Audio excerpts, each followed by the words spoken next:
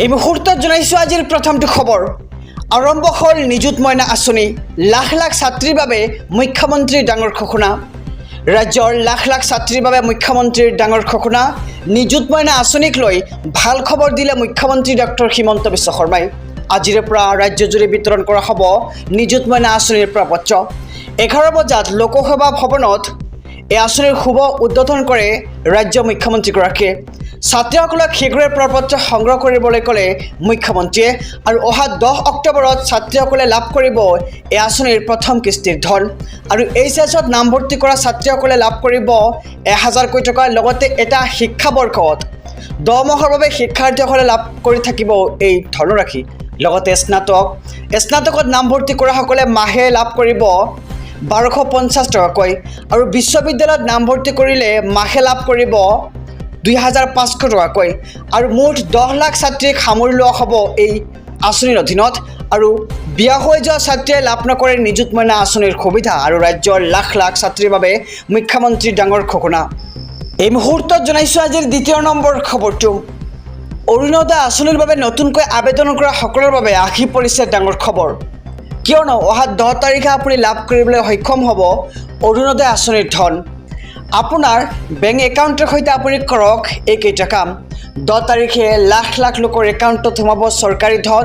আৰু কোনে কোনে লাভ কৰিব এই ধন আৰু যিসকলে নতুনকৈ আবেদন কৰিছে তেওঁলোকৰ বাবে কেইটামান গুৰুত্বপূৰ্ণ কাম বান্ধি দিছে চৰকাৰে। আপুনি কৰিব লাগিব এইকেইটা কাম। আপুনি কি কাম কৰিব লাগিব আমি সবিশেষ জনাই যাম SB অসম মিডিয়াৰ সমূহ দৰ্শকক। অৰুণোদয় আঁচনিৰ লাখ লাখ হিতাধিকাৰীৰ একাউণ্টত জমা হ'ব 1250 টকাকৈ। আৰু বৃদ্ধ পেঞ্চন আঁচনিৰো ধন সোমাব আপোনাৰ একাউণ্টত। বিধৱা পেঞ্চন আঁচনিৰো ধন জমা হোৱাটো নিশ্চিত কৰা হৈছে 10 তাৰিখে। আৰু প্ৰতি মাহৰ 10 তাৰিখে হিতাধিকাৰীৰ একাউণ্টত ধন সোমোৱাটো নিশ্চিত কৰিছে ৰাজ্য চৰকাৰে। যদিহে আপোনাৰ বেংক একাউণ্টত eKYC আপডেট কৰা নাই তেন্তে আপুনি শীঘ্ৰে কৰি লওক eKYC আপডেট।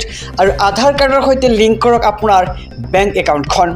পান আধাৰ দুটা নম্বৰৰ সৈতে লিংক কৰিব লাগিব আপোনাৰ বেংক একাউণ্ট। আৰু বেংক একাউণ্ট পান আধাৰ লিংক হোৱাৰ পিছত আপোনাৰ আহিব এটা বিশেষ OTP। আৰু আপুনি OTP দি ছাবমিট কৰাৰ পিছত আপোনাৰ বেংক একাউণ্টৰ সৈতে আধাৰ কাৰ্ডৰ লিংক হৈ যাব, অৰ্থাৎ eKYC সম্পূৰ্ণ হৈ যাব।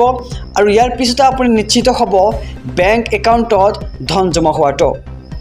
এই মুহূৰ্তত জনাইছোঁ আজিৰ তৃতীয় নম্বৰ খবৰটো। পুনৰ বিদ্যুৎ গ্ৰাহকৰ ওপৰত চৰকাৰৰ মাথোমাৰ। ৰাজ্যত পুনৰ বৃদ্ধি পালে বিদ্যুতৰ মাচুল। অনিয়মীয়া বিদ্যুৎ যোগান স্মাৰ্ট মিটাৰৰ জ্বলা কলাৰ মাজতে মাচুল বৃদ্ধিৰ বিদ্যুতৰ। এইবাৰ গ্ৰাহকক ইলেক্ট্ৰিক শ্বক দিবলৈ সাজু ৰাজ্য চৰকাৰৰ শক্তি বিভাগ। প্ৰতি ইউনিট বিদ্যুতত বৃদ্ধি পালে 1.29 টকাকৈ। আৰু পূৰ্বে প্ৰতি ইউনিটত বিদ্যুৎ মাচুল আছিল 5.90 টকা। আৰু বৈদ্যুতিক যান বাহনৰ চাৰ্জিং ষ্টেচনত প্ৰতি ইউনিটত মাচুল বৃদ্ধি কৰা হৈছে। চাৰ্জিং ষ্টেচনত প্ৰতি ইউনিট বিদ্যুৎ মাচুল হৈছে 3.65 টকাকৈ। আৰু HT ইলেক্ট্ৰিক ভেহিকুল চাৰ্জিং ষ্টেচনতো প্ৰতি ইউনিটত 1.20 টকাকৈ বৃদ্ধি হৈছে। আৰু LT ইলেক্ট্ৰনিক ভেহিকল ষ্টেচনত প্ৰতি ইউনিটত মাচুল বৃদ্ধি কৰা হৈছে। আৰু স্মাৰ্ট পদ্ধতিৰে গ্ৰাহকক লুণ্ঠন কৰিবলৈ সাজু হৈছে বা ৰাজ্যৰ শক্তি বিভাগ। আৰু ইন্ধনৰ দাম বৃদ্ধিৰ অচিলালৈ এই নিৰিখ বৃদ্ধি বিদ্যুতৰ। আৰু অস্থায়ী কৰ কৌশলেৰে বিদ্যুৎ বিলৰ সৈতে সংযোগ কৰি স্থায়ী কৰৰ ৰূপ শক্তি বিভাগৰ। আৰু 3 মাহৰ বাবে PFPPৰ নামত অস্থায়ী কৰ আৰোপ কৰিছিল 1.29 টকাকৈ। মেডিকেল কলেজত শিশুৰ জন্ম হ'লে লাভ কৰিব বিশেষ সুবিধা। শিশু জন্ম হ'লে মেডিকেল কলেজতে লাভ কৰিব আধাৰ কাৰ্ড আৰু জন্মৰ প্ৰমাণপত্ৰ। মুখ্যমন্ত্ৰী হিমন্ত বিশ্ব শৰ্মাই কৰিছে এই সন্দৰ্ভত এক বৃহৎ ঘোষণা। প্ৰথম পৰ্যায়ত চিকিৎসা মহাবিদ্যালয়সমূহত আৰম্ভ হ'ব এই ব্যৱস্থা। আৰু পৰৱৰ্তী সময়ত এই ব্যৱস্থা আৰম্ভ হ'ব জিলা চিকিৎসালয়সমূহত। প্ৰতিখন মেডিকেল কলেজত স্থাপন কৰা হ'ব আধাৰ চেণ্টাৰ। আৰু পৰৱৰ্তী সময়ত জিলা হাস্পাতাল আৰু অন্য চৰকাৰী হাস্পাতালত থাকিব এই বিশেষ সুবিধা। জন্ম হ'লে শিশুৱে লগে লগে লাভ কৰি লৈ ল'ব পাৰিব আধাৰ কাৰ্ড।